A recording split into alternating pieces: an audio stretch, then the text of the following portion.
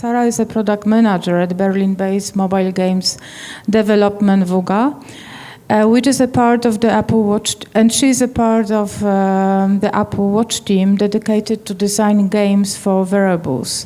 She is responsible for features and user experience design, as well as coordinating with supporting teams. She started her career in the games industry in Wooga Player Experience team, and ever since makes sure to take role of the user when designing new products. So all time on the track.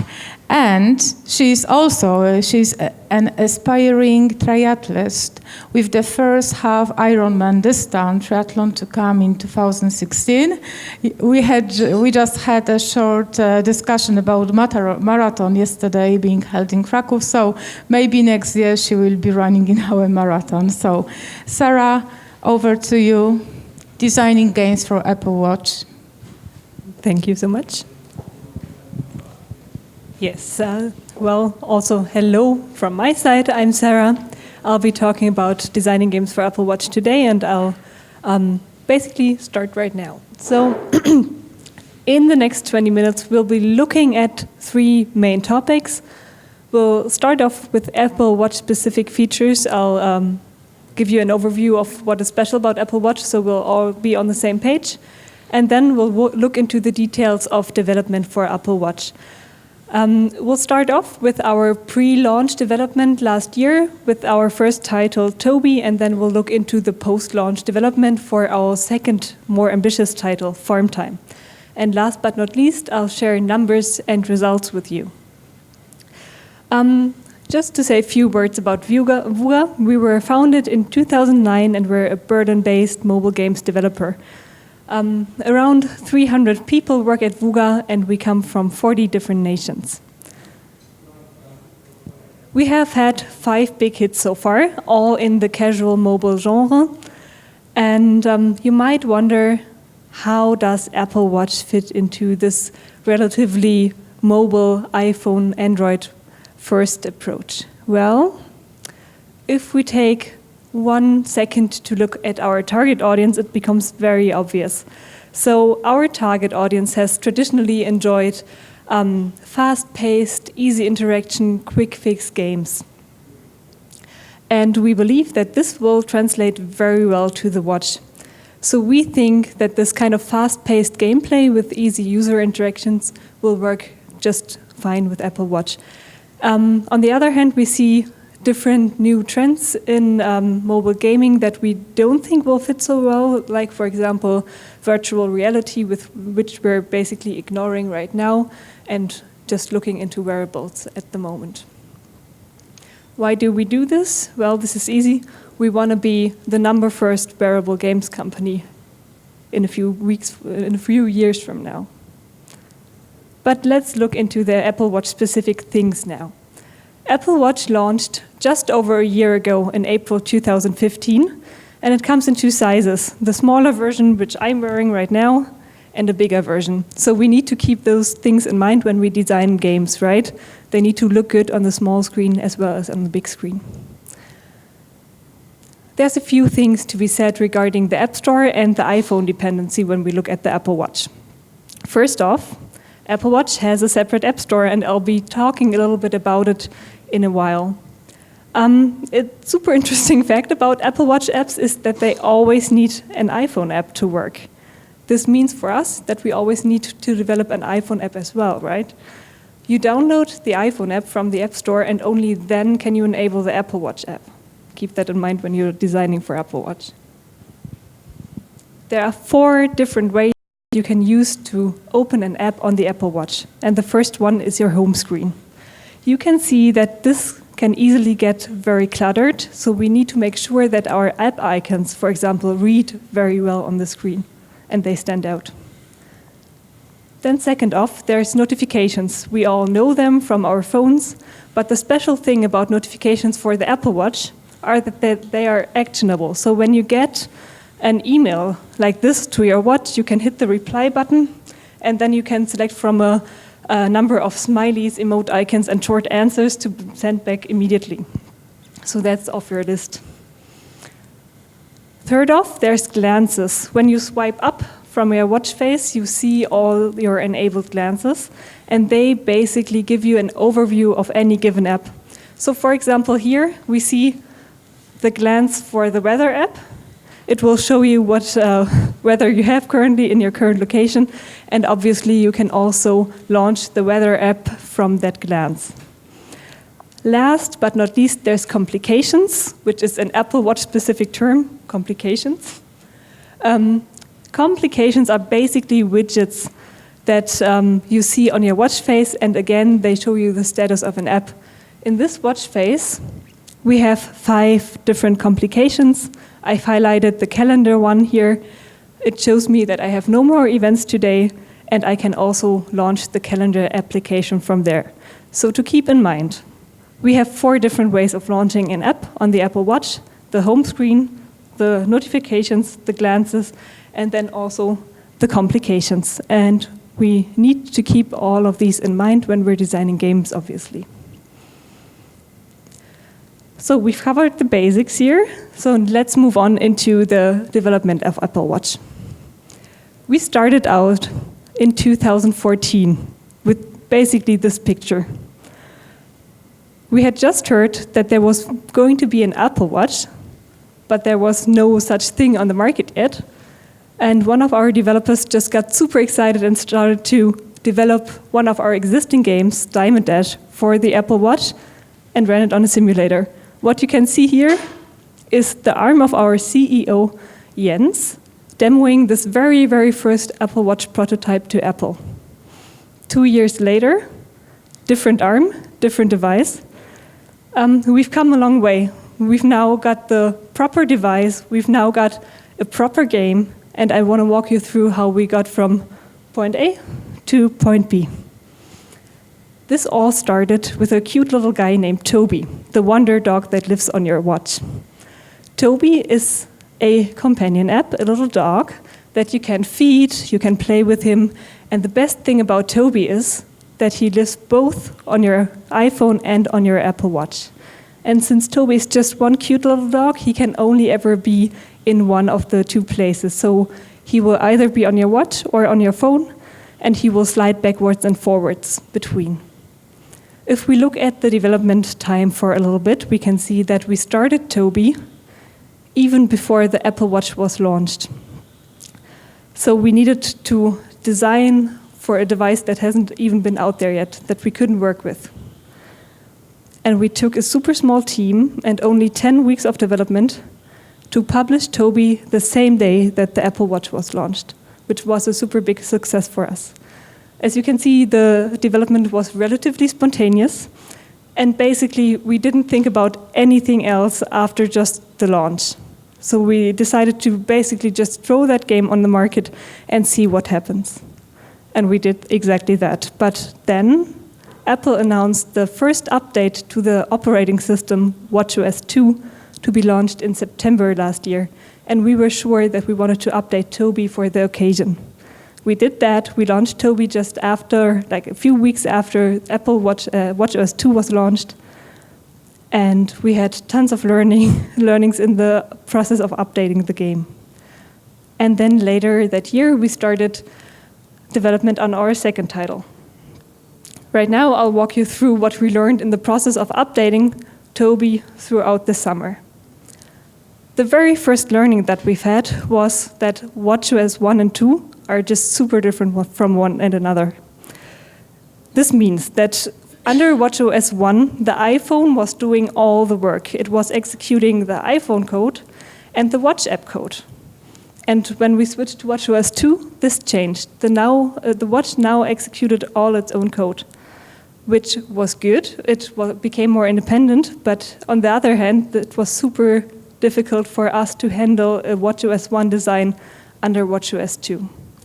So this dual gameplay that I mentioned previously, where Toby just slides from one device to the other, is super cute, but it also causes tons of problems under watchOS 2, where all of a sudden we had 2 Tobys constantly, or no Toby at all, which is not the ideal scenario. But also, we found that it took too much focus off the watch, right? We wanted to design watch-first games and not iPhone games with a nice watch extension. Also, we found out that the Watch App Store is just very different from what we know App Store-wise. First off, you'll find the Watch App Store in a different app. So we have the regular App Store here, but if we want to go see watch apps, we first have to go into the Watch app on our phones, and then there we see all the stats for the Apple Watch, all the complications that we can enable, but that's not really the store, right? So we then have to navigate into a featured section where you can see a selection of watch apps, not only games. And that's it for now, basically, App Store-wise. So this also means that if you don't show up in this section of the Watch App Store, then you're basically invisible. So featuring is extremely crucial for us. If we don't want players to just be able to tap in our app name here and that's that, then we need some good featuring, otherwise we'll never get any downloads for now. And then there's also a few things that we didn't learn in the process of updating Toby. And unfortunately, those are all things that evolve around the player. So we basically didn't have any idea about the demographics. Were our players mostly female, mostly male? How old were they? We didn't know. We didn't think widely enough during the development of Toby to implement as much tracking as we actually needed to develop a full-on game. And also, we didn't know much about how people interacted with the new device, again, because we just didn't think too much about it. Well, we knew we needed to fix that, obviously. So we took a small budget, I think it was around 1,500 euros, and we ran a few surveys and conducted a few in-depth phone interviews to answer the questions around the Apple Watch. And the basic learnings were that the Apple Watch audience back in the fall of 2015 was mostly male, which doesn't come as a surprise because we were talking about early adopters, right? And those just tend to be male in the technical area. However, when we looked at the Toby players, we saw that they're roughly 50-50 male and female, so we don't need to design specifically for men right now. We can already go for a more diverse game. What surprised us most, though, was that around 60% of the Apple Watch users were under 34. We had expected them to be a little older. And in our phone interviews, we found out that basically usability is key. Surprise, surprise. So we knew now that players wanted to play short sessions because it's highly unnatural to hold up your arm like that for like 2, 3, 5 minutes. And also, they were super frustrated by tiny targets, so they wanted big buttons to interact with your app. And then last but not least, we found out that the hot topics around the Apple Watch were basically health and fitness, productivity and messaging, which is not the biggest surprise because that's exactly how Apple positioned the device. So if we look at a brief interim summary, we had found out that watchOS 1 and 2 are completely different, that the dual gameplay is fun, but it takes the focus off the watch, that the Watch App Store is very different, and that we didn't have too much of a clue about the audience and the interaction with the device, but we kind of solved that. Although we had all those challenges, Toby was still named Best of 2015 for the watch apps, which was a great success for us. If we now take a look at this timeline again, let's look at the part in November when we started the development on our second, more ambitious title, Farm Time. Obviously, what we wanted to do was take all the learnings and the open questions that we've had from Farm Time and from Toby and answer them with Farm Time. And we'll look into that now. So the very first learning that we wanted to put into action is a no-brainer. And you can see it just from the sheer screen sizes here. If we look at an iPhone screen and an Apple Watch screen, it's obvious that we need to design a game that doesn't force traditional mobile mechanics on the watch, because this will fail spectacularly as a user experience. This might be an easy learning, but the question is, how exactly do we do it then? Well, the first question when we went into development of our second title was which kind of game to make. And we basically decided to go with farming. Why farming? Well, first off, we all loved farming games, and we looked at all those games that we have loved and thought about what makes them so special. And second off, farming has been a successful genre across many platforms and over many, many years. Many players have enjoyed it, and nobody had yet tried to take it to Apple Watch. So that's what we did. We knew we wanted to make a farming game, but we also knew we didn't want to do it like this. Isometric view has been the standard in the whole industry for farming, but as you can see, it clearly wouldn't work. So we had to basically reassemble all the assumptions that we had made around farming to fit to the watch. And we came up with the idea of a long strip of farm where you would have your buildings and your plots in a long row, which feels surprisingly natural on the Apple Watch because you can use the crown to navigate up and down, and then you just browse through all your unlocked plots. Then we needed another core mechanic to go with that. We now had the theme, farming, but we also needed an underlying mechanic, and we started to look at incremental games for that. The basic assumption of incremental games is that you want to make numbers go up. And for that, in the case of Make It Rain, for example, you want to see this number go up, and you work on this production rate to basically up the number in the end. The great thing that comes from this core game mechanic is that it basically fosters short sessions, because you just need to come in, invest all the money that you have made within a pause, and then you can end the session already. Also, it calls for easy interactions. All you do is basically tap, and that's great for the watch. And incremental core gameplay mechanics usually come with a linear progression that simplify user choices. So overall, we thought an incremental core gameplay with a farming theme would be the perfect fit for the watch. So, second learning, find a gameplay mechanic that supports short sessions. It's just way more natural to play on the watch. And if we look at this picture just one more time, we can deduct a second or a third learning in that case. Again, if we just look at the screen size, we know that there's a few things that you really don't want to do on Apple Watch, and this is one of them. I've tried to play this game where we have, I don't know, almost 10 tappable areas right here, and it's basically impossible to interact with this app. Everything's tiny, you can't hit what you want to hit, and it's just an overall frustrating experience. So for farm time, tiny targets suck. For farm time, what we knew was we didn't want to do that. So we decided on really big buttons, and when I say really big buttons, I mean the entire size of the screen. So in this case, this whole area is one tappable button. This whole area is one tappable button. Those things take you then to a detail screen, which is our most detailed screen in the whole game, but still you only have 2 buttons, and they still feel the whole width of the screen. We think it's super important that you make it easy for players to interact with your app, right? Otherwise, they just won't. So find a UI that works without tiny targets and make your players happy.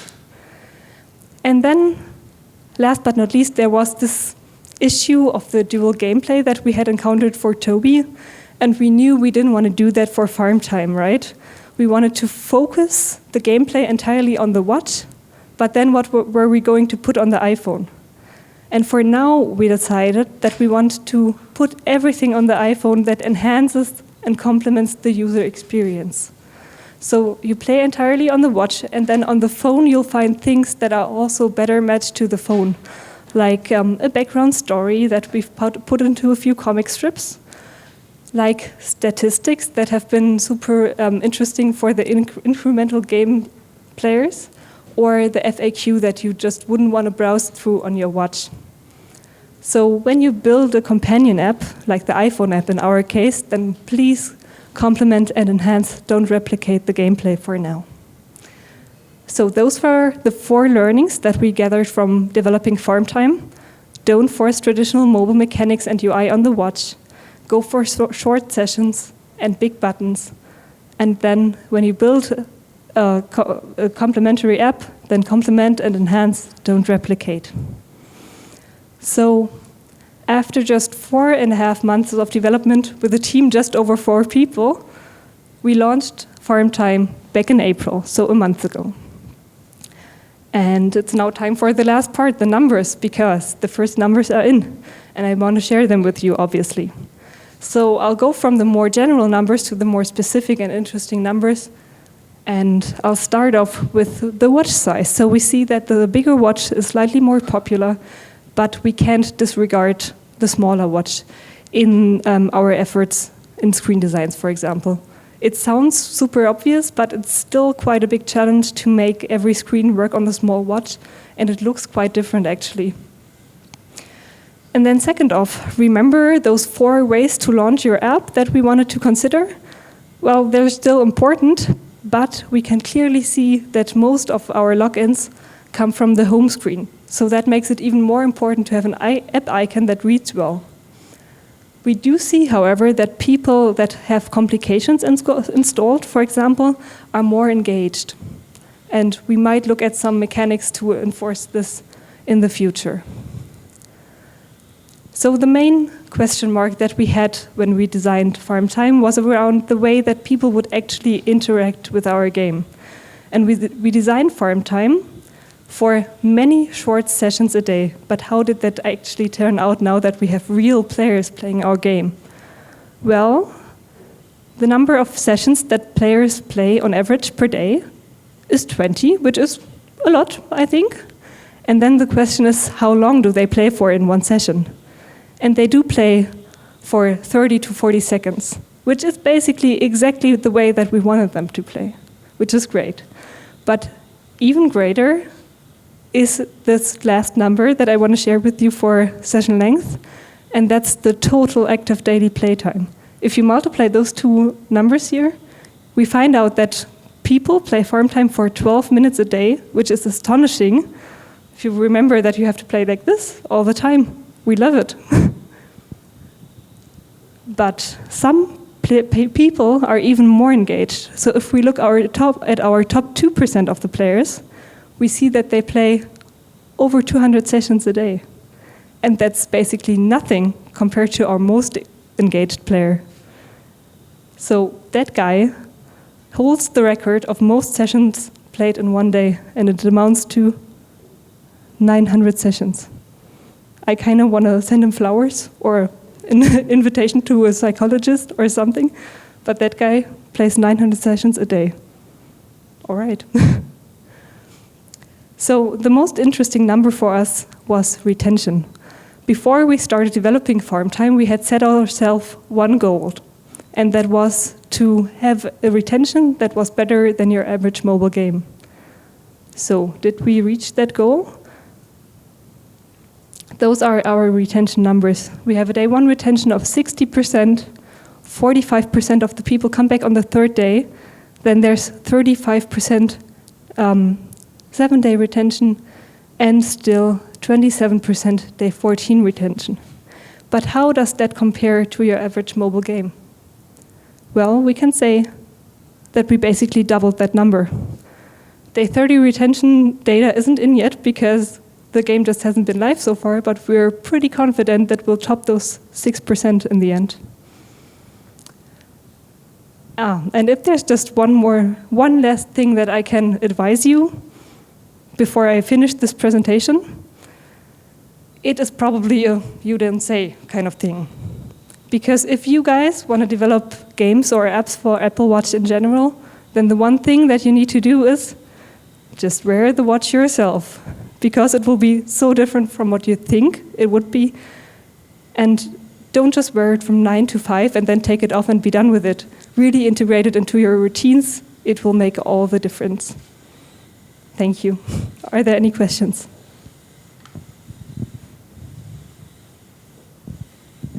Thank you very much for the presentation.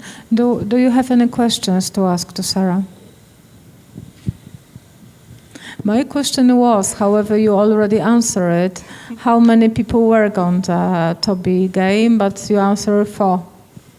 So 4 people, yeah? That's the team who work on the... So we're a constant team of 4 people, and then there's a few people in the supporting teams, right, that localize the game, but the core team are 4 people, yes. Mm-hmm. Do you use the methodology of Living Lab to experiment how the game goes on with the end users and heavy users? I'm sorry? I mean, okay, do you organize some tests to see, like the close community of people that you can address the questions you have and let them experiment? What we did in Krakow Technology Park, we are hosting the Krakow Living Lab itself. So it is the methodology who supports developers and producers to test the products with end users and heavy users to find additional features for product or service. And we just let them play, and we take the response and bring it back to the developer, to the producer, and in this way he can modify the product to reach the final requirements and expectations of the client. So did you have such experiments, let's say it? Yes, we did, of course, do user tests, for example, and just let people play the game when we developed it. This is still a challenge, though. For our mobile games, we do it all the time in different formats. For Apple Watch, it's a bit tricky, because if you just invite people over, they usually have never used a watch before. So you need to account for a lot of time for them to get used to the watch first.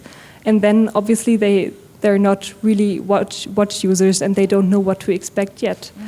So the first step for us was internal testing with people at Wooga that wore the watch, which gave us first insights, but they're not the best testers since they know too much about games and they have those really big expectations. And then we specified our user testers that came in to at least have worn wearables before. So that's basically what we did. It was still a relatively low number of tests, but we could basically test the overall usability, how people got the story, how they liked the tutorial, stuff like that. So yeah, we did that in a smaller scope, I would say. Will you be updating the Toby one, or will you be working on another product? Well, if it's not a secret. It's not a secret. So we've just launched Farm Time, and we will continue development on that. We have already pushed our first update, and I think we'll be releasing the next update within this week. For Toby, I don't think that we will update that product anymore, because it's just a super old code base right now, and it entails tons of problems, although he's a cute little guy. And then we'll be looking into new titles as well. We have a few ideas. Great. So any questions from your side, maybe? Okay.